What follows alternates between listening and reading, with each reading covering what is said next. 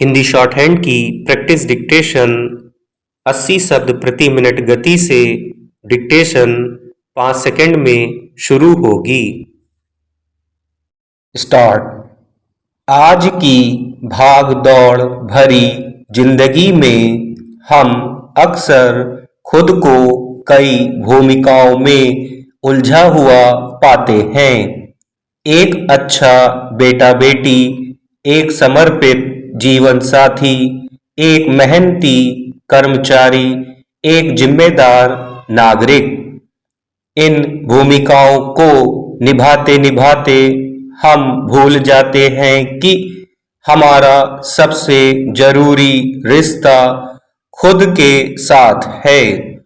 मगर हम दूसरों की अपेक्षाओं को पूरा करने की होड़ में समाज के बनाए मानकों पर खरा उतरने की कोशिश में और दूसरों को खुश रखने के प्रयास में इतना डूब जाते हैं कि अपनी ही पहचान खो बैठते हैं।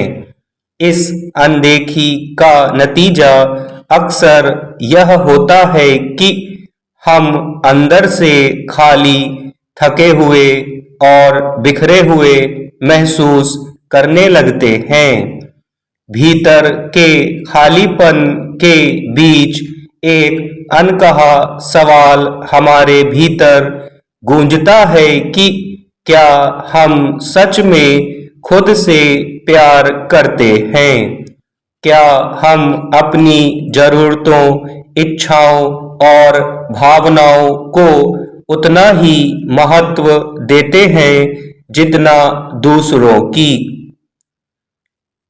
हम में से कई लोग एक ऐसी दुनिया में रहते हैं जहां दर्द और दुख को छिपाना एक सामान्य बात है।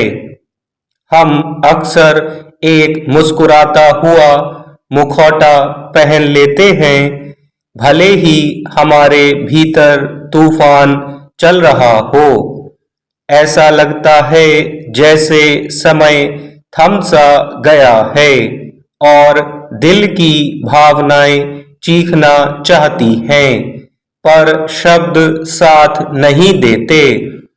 यह चुप्पी उस भीतर के द्वंद की ओर इशारा करती है जहां हम खुद से ही नाराज होते हैं।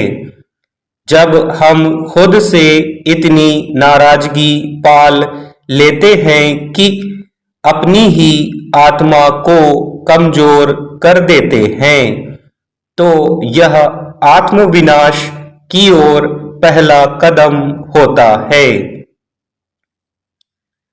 हम कल्पना कर सकते हैं कि अगर हम किसी और व्यक्ति से लगातार नाराज रहते हैं तो उस रिश्ते का क्या होगा?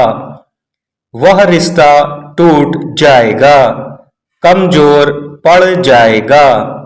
ठीक वैसे ही जब हम खुद से नाराज होते हैं तो हमारा अपने भीतर का रिश्ता कमजोर पड़ जाता है।